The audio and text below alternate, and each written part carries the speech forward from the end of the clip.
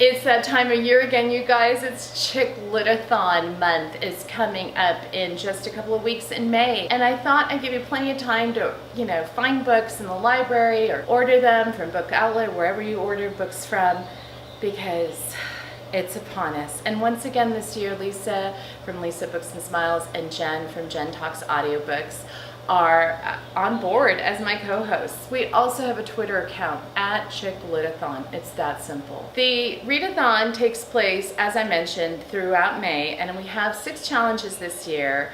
I'm gonna just go right into them. The number 1 challenge, this one's so super fun, you guys, is to read a Sophie Kinsella book. Now, Sophie Kinsella, for me, is the, mother of all chick lit. I consider chick lit to be exactly what Sophie writes. A romantic comedy type plot and characters. Something that's light, it could be fluffy, not terribly deep. And, that has that happily ever after ending that we all crave. Sophie has written, most famously, the Shopaholic series. I think this is now all of them. I have read the original Shopaholic, Ties the Knot, and Shopaholic and Baby. Those are the 3.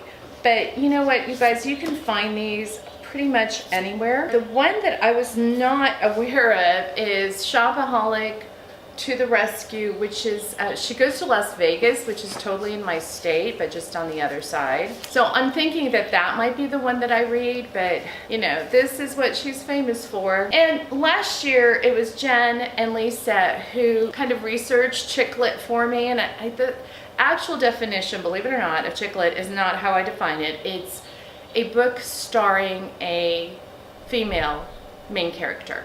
So it can be anything, historical fiction, it can be a thriller, it can be a mystery, it can be women's fiction. Christina Lauren is another author that I absolutely love, and they tend to write more romantic comedy stuff, but by all means, one of their favorite book of mine is Love in Other Words, which is a little more touching, and it's considered, I think, women's fiction. I loved it. I read it last year for ChickLitAthon. So one book by Sophie Kinsella. She has a new book out, you guys. It's I Owe You One. And this just came out a few months ago. And it's Signature Sophie. It's about Fixie Farr, who has lived by her father's motto, family first. But her dad passes away, leaving his charming houseware stores in the hands of his wife and children. Fixie spends all her time picking up the slack from her siblings instead of striking out on her own. When a handsome stranger in a coffee shop asks her to watch his laptop for a moment, she only agrees, but she ends up saving it from certain disaster, and so the story begins. This is just, classic Sophie Kinsella. So, in fact, what I'm going to do is a whole separate video on all of Sophie's books, and just so you guys have an idea what her stories are like and which ones I've read, I'll rate them and all that. So look for that to come next. So that's the number 1 challenge. Number 2 is read a book with a pair of heels on the cover. This is not hard, folks. Obviously. Here's a Sophie book, My Not So Perfect Life, pair of red heels right here.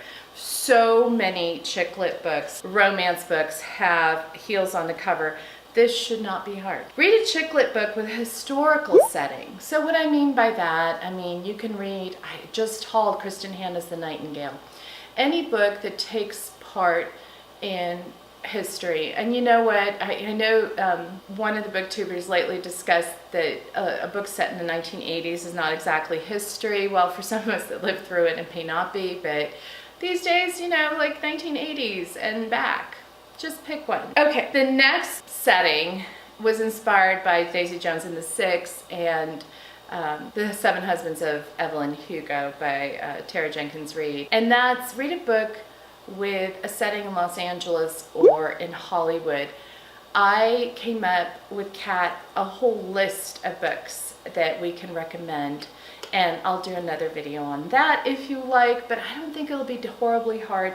There's a whole bunch of movie star romances, that kind of stuff. Oh, and the reason is that both Kat and I just love LA, so we thought we'd celebrate that. Read a romance that has a meaningful plot. Think women's fiction. So I mentioned Love in Other Words. Something by Christina Lauren, something that's a little bit, weightier.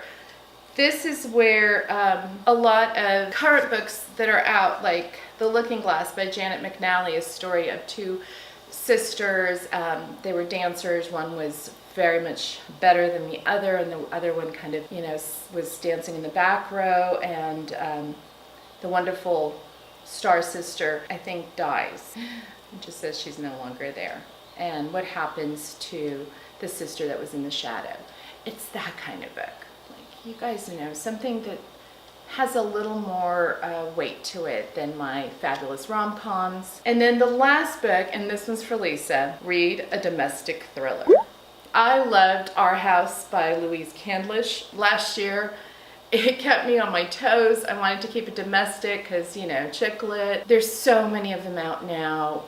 Just pick one and come on in and join us. So that is 1, 2, 3, 4, 5, 6 challenges. Read a Sophie Kinsella book. Read a book with a pair of heels on the cover. It can be on the back or on the spine.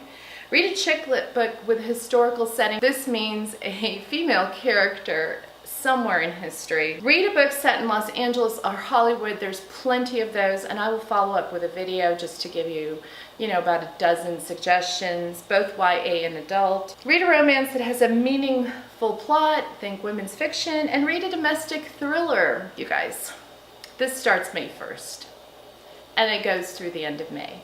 We may do a live show, we may not. I might just do it on IG and have Lisa and Jen join me that way. We will be on Twitter under @ChickLitAthon. I'll post it down here. May, chick lit. It's like it's meant to be.